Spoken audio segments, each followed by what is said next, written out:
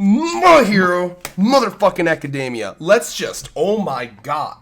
Like, again, I gotta pop it, gotta right in there and say, Horikoshi, like, he's so good at strategy-based fighting. He's so good at, like, this quirk, with this quirk, and this makes a cool fight. Like, it's just, I love that he's focusing and actually taking time to really detailedly, like, show these, fights. Like, I mean, what's your thoughts, Thurman?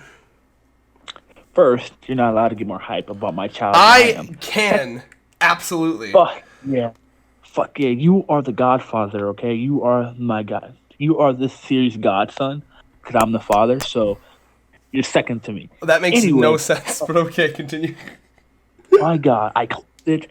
I fucking called it her poison mucus. I fucking called it. I said one for speed, as usual. That is interesting, for sure. And yeah, it makes sense that she's not actually cloning, and I'm glad that that wasn't the case. And what's great about this is the fact that Hirokoshi did that on purpose, made it seem like she was cloning on purpose. Because all he really did was put her mucus on them. Well, we were the last chapter. We were seeing the perspective of what the beast was smelling. Yeah. That's what I was like. Oh, Hirokoshi, my boy. Oh my god, I was so he made Class B at least bit of a OP as fuck. Oh my god, bro! Like fuck, I was like, oh my god, Class B is actually making Class A work for this W. I'm so fucking. They are. And my nigga, good. Kanamari, oh my god, he this guy's my hero. this man doing some fucking, he's doing that I don't know what character he reminds me of. Page 6, like, bro, that's some fucking, I don't know, man. Maybe like, I'm here, motherfucker. Have you ever watched Gurren Lagann? Like, kind of gives me a Kamina vibe a little bit. Like. Bro. Do you know who the hell I am? Who the hell do you think I am? But no, before you get to that, I actually wanted to talk about how we got these 3 official hero names. Like, these are their hero names. Did you notice that? I'm gonna need. Yeah, all right. You missed it, didn't you? It's page 4, where we literally see their hero names and like the logos of their hero names. Oh, I see. Vine. Oh, I didn't notice that. Okay. All right, fucking speed. Get out of here. Comprehension for the win. I noticed that, but I kind of ignored it. Yeah. So you may have speed, Thurman, but I have comprehension. No, but I actually quite like it. Vine is it's like a really. It's very simple. It actually, and we know it's proven that works as a branding because there was a very successful social media a platform called that. So that was honestly the first thing I thought, and I was like, "Hey, look, it's Vine." I think Tekking 101 puts it really well in saying that, like, whenever you have a hero name in this series, the best way to test it is to shout, "Look, it's blank." And then see if it works, you know what I mean? So, like, Bakugo's original, like, look, it's murder, death, explosion. It'd be a little bit difficult, it wouldn't really work very well. But look, it's Froppy, and oh my god, Froppy's come to save the day. It's perfect, right? And I don't even ask me how to pronounce the bottom 2. The one that I can actually read, Javadan, I don't know. And then there's the other language, it's like, nah, fam. But something I actually wanted to talk about a bit. Something I actually wanted to talk about a little bit here was that Vine is actually quite OP. She has a range to her power. She's actually reminding me of a Logia type devil fruit from One Piece, like elemental, like the vine fruit. Like it looks like it would be like a devil, like a One Piece style power with the range that she fucking has on this shit. Yeah, man. I mean, think about it. It's she's obviously. It's her hair, so it's obviously she has the Logia part down when it comes. It's a part of her body. Mm-hmm. So I mean, but unlike Logias, however, she does have a limit to how much stuff she can spew out. Unlike Logias, who right? Like limitless supply of their element because they're essentially made out of it. And I think that kind of aligns with what we know about quirks because. With Mineta, his whole thing is, like, he has the grapes that he can take off of his head, but, like, too much and he'll start to bleed from the scalp. So I think nosebleed.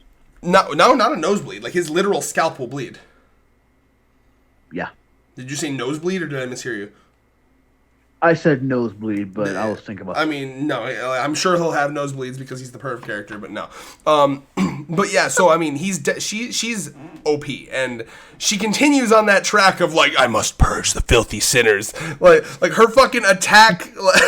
She has crucifixion and shield of faith. Like, yo, this chick. Like, I need to know this person's backstory right now. Who hurt you, Vine? Who hurt you? Did you have a strict Catholic father? Did he make you go to church? Tisk, tisk. I like, man, it's just so great how, like, the quick to reaction, it makes me feel like, because I'm really happy that Class A did win this, but at the same time, it makes me feel like they actually struggled for it. If they struggled see, my thing is this, right? When it comes to series that always have the main character winning, I'm okay with that as long as you show up that they struggle. If they struggled as a decent amount, it made me think like, oh shit, they're gonna lose this time, and they win. I'm okay with that. Now, I get where you're coming from. Although there has to be that part of what you said was, and makes me think that, oh shit, they might lose. In order to make you think that, oh shit, they might lose, they have to lose at least a couple times in the series. Because if you are on a pattern of they always win the entire series, then you will get to a point where no matter how much the author shows them struggling, no matter how much the villains seem to be having the upper hand, you will never have that, oh shit, they might lose moment, unless the author has previously shown that they can lose, you see? I mean, it depends on the series. Like, no, it doesn't. That's a lie. There's literally no way if the hero wins every single time and you are still tricked into believing that they could win or that they could lose on like chapter 600 and they've never lost, and if you're still tricked into thinking that they could lose, you're just an idiot. Like you've allowed yourself to fall for shit. Like you are essentially the equivalent of like the person who responds to Dora the Explorer. Like where is it? It's there, Dora! It's behind you! Oh! That's what you've become, essentially. So you're calling me a 3-year-old, is what you're saying? Yes. Well, oh, was that a lack of a comeback, I heard? But, no, I mean, that's my thing, though, right? Like, so, like, one of my main complaints with One Piece is that I love it, but I'm never really worried about the crew losing, because it doesn't happen often enough. Like obviously you had Sabaody, but like I think that stuff like that has to happen a bit more often. Otherwise, and I think that it's mostly because we're in that time skip, like we're still like semi-fresh after the time skip to the point where like Zoro hasn't even had to try, Luffy's barely had to try, you know, like obviously Luffy didn't have to try until Doflamingo and then Katakuri. You know, a lot of them really haven't had like a legit. We haven't had like a threat that feels like it's gonna wipe the Straw Hats out since Sabaody. You know what I mean? Like even the Big Mom pirates, like there was never really the closest thing we got was like oh no, their ship sunk. Just kidding. But the point I'm making is, just to wrap this back up to My Hero Academia, Horikoshi does a great job because if I'm remembering correctly. Yeah, he does, right? So, like, in all of these, like, tests that he does, he has no qualms with having Class A fail them. You know what I mean? So, like, you had so you had Todoroki and Bakugo, you know, like, they failed that hostage rescue thing. You know what I mean? And then they had to do a retake. You know, like, I like that. So it's not just because they showed the struggle. The struggle is important, but it's also because he has showed in the past that he can make them fail. And I guarantee you, there you will have plenty of B-class victories in these fights. Like I'm better. Yeah. I better. No, you will. I bet you some fucking B-class victories. You will, absolutely. And it's gonna be devastating. Like I bet you I'm trying to think of, I gotta go back to the groups that we had, but like I bet you'll see some of them legit lose, and it's probably gonna be sad for those characters because they're gonna I'll be happy as fuck. No, you're misunderstanding me. Sad for those characters, as in the characters themselves will be sad. It'll be great character development. Yes, but you're Yes, I am not disagreeing with you, Thurman. I'm saying that the characters themselves will be sad, and that will be good for the story. Yes, I agree. Yeah, so like, because I want to see like I would like. I'm trying to think who losing would like actually have a really profound effect on them. Like if I don't go ahead. Probably the nobodies. That way we can actually finally start getting the nobodies. Yo, get fucked. Oh my god. Yeah. I mean, I'm trying to think. Yeah, you know, like fucking tail dude and fucking like tentacle dude and fucking sugar dude. I'm waiting for these motherfuckers. Please don't pull a Promise Neverland and give these guys like no screen time whatsoever. No, we need to see. Every fucking fight better have at least 2 chapters like this one. Like this was god tier. So yeah, let's move on though. Let's move on through this chapter here. So we get a new quirk reveal. The scale guy. He can shoot scales. Thoughts? So it kind of caught me off guard a bit for his ability. I thought it was gonna be something like ink wise because of the manga, like the stuff on his face. But I mean, I'm okay with the scales too. His design doesn't look like it though. A bit. It kind of caught me off guard. I'm not mad or anything like that. I'm just saying like I don't know how to feel about that because part of me understands your confusion there, but at the same time, I don't think that necessarily they have to be designed based off of their powers either. You know what I mean? Like, because let's be honest here. Like, let's say you have, so Thurman. Let's say you are Thurman and you have the ability to shoot and grow scales. Are you going to dress around the fact that you can shoot and grow scales? No, you're still going to dress in what you want to dress in, you know? Yeah, it was just kind of misleading. I mean, it's not bad.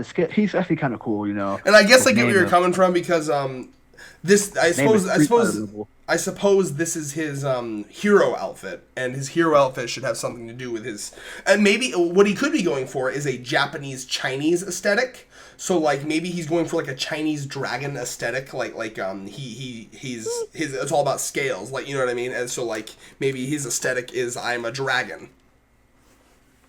Yeah, that makes sense. I mean, I'm not upset by his quirk. His quirk looks pretty interesting ability. That's what Hirokoshi has the Araki, Togachi, and Oda effect, when he can make even the smallest useless power seem like a fucking god tier ability. So I'm not upset about that.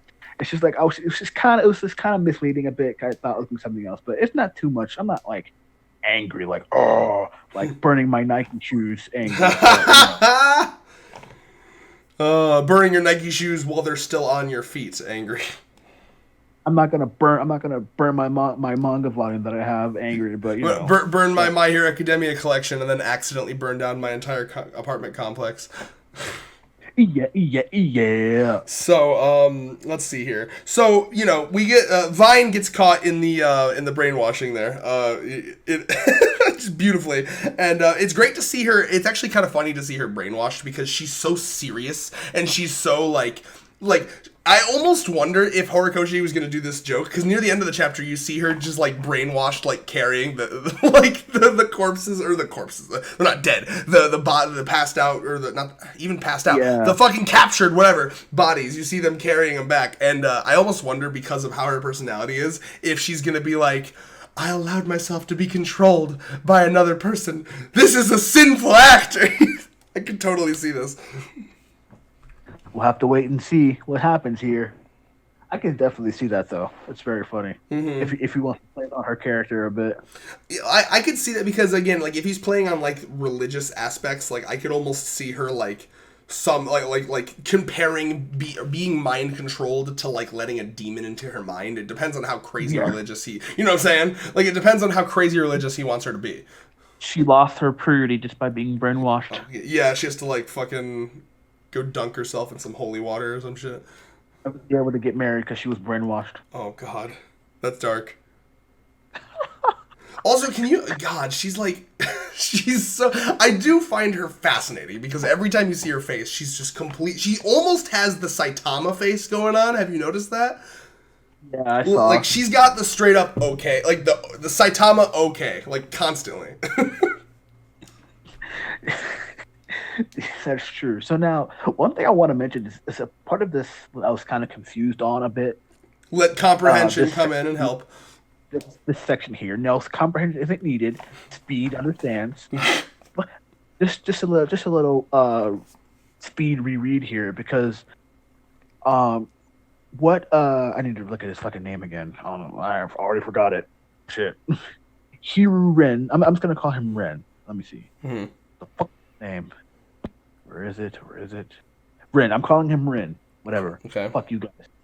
His last name, it works. So when Ren, he tries to communicate with the Beast Dude, but he can't hear him. So I'm assuming the beast dude was kind of trying to stay silent because it got me a bit confused a bit. I'm gonna guess you read a shitty translation because what happened there was he was too paranoid to respond to him because you have you have the brainwash dude mimicking their voices. Yeah, so what it was because I don't know about your translation, but he's asking for the location. He says, "Hey, give me the enemy's location," and he stays silent and just points. And he's like, pointing your finger, talk to me. Now you're just being too suspicious for your own good. Yeah, so I was just I understood, but I was just a little bit confused there. I just had to say that I was a little bit confused, but Speed got his speed together and caught on to it because he was paranoid. I thought what Hirokoshi was going for was more so like a psychological thing. Well, he is. I mean, like that's what this is. Literally, what I said in the last chapter. Like one of the greatest advantages of him having this like artificial vocal cord thing is even if they know to not talk, right? So like your two options are either A, respond to anything and you're basically wide open for him to brainwash you, or B, you become paranoid, not respond, and then your communication between your teammates gets drastically fucking ruined. You see? Oh yeah. So that was the point. That was the point I made last chapter, where I knew this was going to happen because that's kind of the point. Like you're in the first logical response is we have to stop talking. Period. Because he could fucking brainwash us just like that. Now let's talk about the thing that I wanted to talk about, like hardcore. Like, can we just talk about Asui's goddamn dropkick? Oh my god! Like, this shit blew my goddamn mind. Like, she's got fucking attack capabilities. Like we've always seen her like, you know, like use her tongue to like capture people and stuff like that. But we haven't seen like, I don't think we've ever seen her like do an attack this devastating on someone, like with her own physical force. That shit's epic. And I gotta be honest, she's looking good. Like she's just, God, like not only is she cool, but like it's just awesome to see. Like I love like the way Horikoshi drew her here. It's just like I just love it. I love everything about this panel. Off the top rope. Asui's going for a drop kick. Absolutely. Drop kick. Oh my god. But no, because like again, he goes so far. He like knocks into the dude. Like, you see how far he flew, and then he was flying fast enough to knock out the beast dude. Think about that. Yeah, man. So to me, this lends the idea, and this actually makes a lot of sense. You know how strong Frog's legs are. So she's specifically kicking with her legs. So that's probably part of her quirk, that she has like insanely strong legs, considering how high she can jump and shit. So if she uses that jump force, I do think jump force. Yo, it's so funny too, bro. I was about to say something about jump force too. If she uses that force from her jumping, but applies it to kicking a motherfucker, it makes perfect sense, and I love it. And Asui is best girl, and Asui's fucking adorable in this panel. I love it. She's adorable. She's badass. I love her. She's amazing. Protec, but also attack. Seeing how jump force is coming up, that's gonna be Asui and Sanji's interaction. Asui for character in jump force, please. Them legs, because we all know Sanji, no homo, but Sanji has some nice legs. Mm-hmm. And Asui probably has some nice legs too, right? Jump force, Sanji's gonna compliment her on them fucking legs. Kick right there. You're not wrong. I you know what? I like it. Let's do it. And Tsuyu, my boy, proving that. Now Eraserhead. Oh, this is sexy, man. Oh, my man, Eraserhead fucking style. Nah, Eraserhead style. Sensu style, my boy. Fucking knocking this man down. Fucking totally binding cloth manipulation. Like, Hirokoshi knows how to fucking over-exaggerate abilities, bro. But that shit's fucking amazing. Well, what I love about this, too, and you're not gonna like, I know you specifically aren't gonna like this comparison because you're a bitch boy, but I gotta do it anyway. This gives me straight-up vibes of when Sasuke was like training under Kakashi, right? And it's early Naruto, so you can like it, right? Can you like it? Yeah. Well, yeah, that's true. So I'm talking like, do you remember when Sasuke, like, because Naruto got Jiraiya, and then Sasuke, you know, he was like, well, fuck, I need someone to train under as well. Or actually, it was the other way around. I think Kakashi was like specifically training Sasuke because they both had lightning attunement and shit like that. And then Naruto got Jiraiya. But anyway, what was cool about that is after Sasuke trained with Kakashi, you started seeing Sasuke fight like Kakashi. Sasuke implemented like the lightning blade and like a lot of things from Kakashi's arsenal. And this is kind of what I'm feeling too. Like, you can feel from the way that he is fighting here how much Eraserhead has trained him. Like, I'm almost getting the vibe that like Eraserhead pulled him aside and legitimately did like combat training with him over months and months and months with him. And it's really cool because you can see it and you can feel it, you know? Yeah, because I mean, their quirks aren't really the same, but the applications of them are. Yeah, you know what? That is a good point, actually, Thurman. Like, because think about it, right? Because Eraserhead's main ability is erasing quirks, and he has to combat off using his eyes, and there's a lot of weaknesses to that. Because if you know that, you know you can blind his eyes, stop. He has to make him blink, stuff like that. Yep. And it's the same thing with Shinsui, except Shinsui has to make someone talk. So I mean, it's essentially using the five senses against them. That's actually a really good point. So the way they have to fight is somewhat similar because, you know, Eraserhead has to fight and be smart when using his eyes, while Sentry has to fight while using someone's voice. You know, so it's using their senses. So yeah, I mean, that makes a lot of sense because, and that actually makes sense why he trained him too. Because I wonder if Eraserhead maybe like went to him and was like, you know, I know how it feels to have a quirk that really doesn't amplify your physical strength at all. So you have to be able to learn another way of fighting because your quirk won't finish the job. Your quirk can start the job but not finish the job, and you need something to finish the job. And that's why I have this cloth that I fight with. So that's actually really, really good point, Thurman, and I quite enjoy that whole aspect of it. That's really fucking cool. So moving on though, yeah. So, but yeah, again, he gets knocked out by that Asui kick, which is goddamn beautiful. And let's see, and again, I can't help but like I really, really love the fucking panel where Vine is just walking all like like it's just, I don't know, something kind of cute about it, seeing her not like super fucking there's one thing I like too. I like that they're giving Mineta and Deku some time. Yeah, it's interesting to see them actually kind of chill and be friends there. Because if you remember, you know, number one My Hero Academia fan right here is that Deku, like, I wouldn't say officially, but besides like Araka being like Deku's first like battle partner, but Deku, Asui, and Mineta were like the first. There's these three, like Deku. Was, like, yeah, well, they had that situation at the first attack from the villains. It was him, Mineta, and Asui, and they were together. Yeah, they had a kind of a moment. Yep. And Mineta actually got motivation from. He had a respect moment. Yep. Mm-hmm. Yeah, so I was kind of surprised that Hirokoshi didn't go on that further. You know, because he did have a good moment. So now I'm kind of happy that, you know, they're kind of buds. You know, like the very indigenous shy Deku talking to the perverted Mineta. That's the opposite. I love it. Yeah, and it's actually kind of cool that the Horikoshi is showing like another side of Mineta, because like I like seeing that like he's not always perverted. You know what I mean? Like he's able to have a conversation that doesn't revolve around perversion. Like I was actually legitimately waiting for him to make a comment about how they were covered in Asui's juices.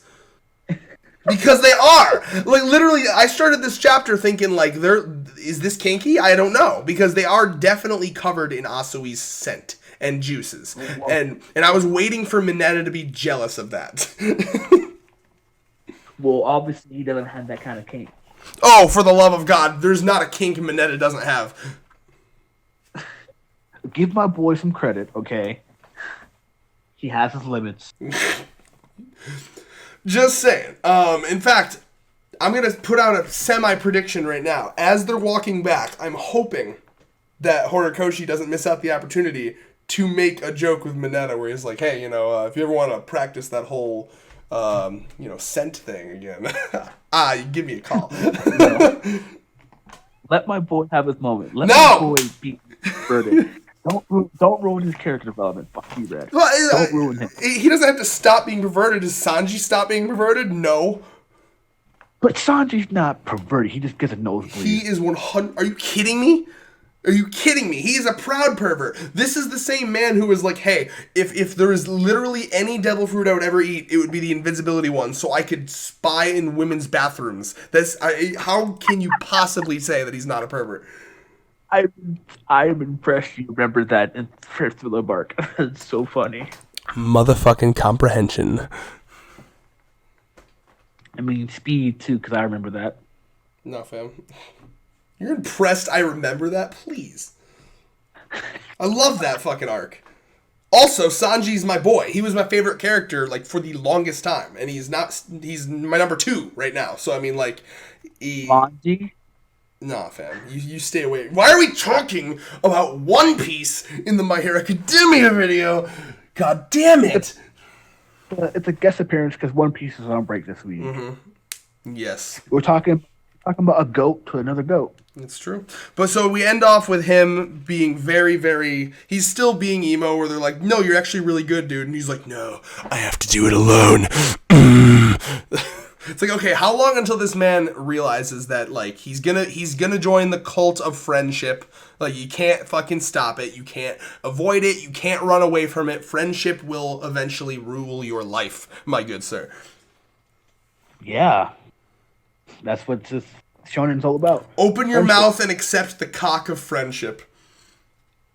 Ooh, I love it. And on that note, predictions? I'm expecting so mine are very broad predictions, but they're not going to be that good. I hope Hirokoshi doesn't blue ball us, and we get like two chapters of fights for each. Every one of these fights better be. I don't care how long it has to take. I want all of these fights to be as long as that one. Don't you pull that shit where it's like, and then this happened in this fight. Nah, fam, don't even. I want it to be like, I want it to be, because Hirokoshi can, I mean, he probably might, He's done that in the past. Like, he has done that in the past where he kind of like blitzes through a bunch of them. He's almost to the 200 chapters, so, I mean, could work. Well, I kind of like this as like a nice slow down, relax. Like there's no big villain thing happening. There's no we're just able to chill and enjoy this, and I want it to keep going, man. So do I. So I really hope this is my prediction that we get 2 chapters of fights. That's really all it is for me. You want 2 chapters for each fight? Yeah, that's what I hope. I'm expecting some Class B Ws. Give me, give me my boy. Give me, the boy that is my boy, the JoJo posing boy. That is, whatever the fuck his name is. Durbin, say his name. Copycat boy. It's like something with an M, like Mogana. I can't pronounce it for the fucking life of me. Yep, you got it correct. Sweet. No, yeah, like, especially like with the shit he can copy. I want to see him copying more shit. Like, I gotta remember who he's fighting so I can look back and be like, what could he copy? Like, do you remember who he's fighting? Deku, Mina. Oh my god, he's fighting Deku, like straight up. Okay, have you seen there's a fan comic where he touches... Okay, do you remember how All Might was talking about how originally he had to train because Deku's body wasn't muscle... Like, it wasn't toned enough to be able to handle All for One, and if he took it before toning his body would explode? Yeah. There was a fan comic where Mogana, or however the fuck you pronounce his name, like, touches Deku, and then he just explodes. Oh, sounds very gruesome. Yeah, because he's just, he can't handle All for One. You can't do it. You said he's also fighting Mina and Uraraka?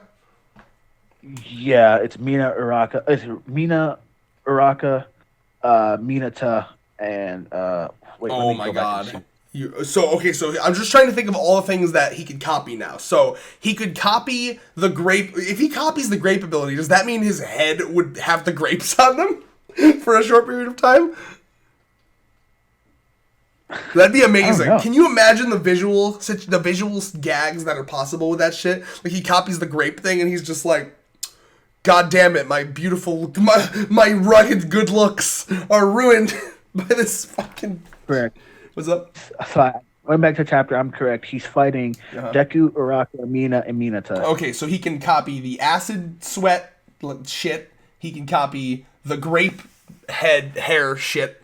I doubt he can he might have a moment where he tries to copy Deku and it like doesn't work, and he's like, what the fuck is your quirk?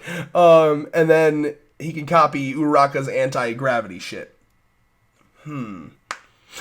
Yeah, I really want to see him copy Mineta's. That would be funny. But yeah, no, I mean, all these fights are going to be exciting. We're going to learn a lot more about a lot of characters that we haven't learned about. I want to see more on the tentacle arm guy, the tail guy. I want to see more on all of the fucking B-class people. You know, the sugar guy, all these people. It's your perfect time to really, really give us some shit with these characters. It's going to be hype. Peace.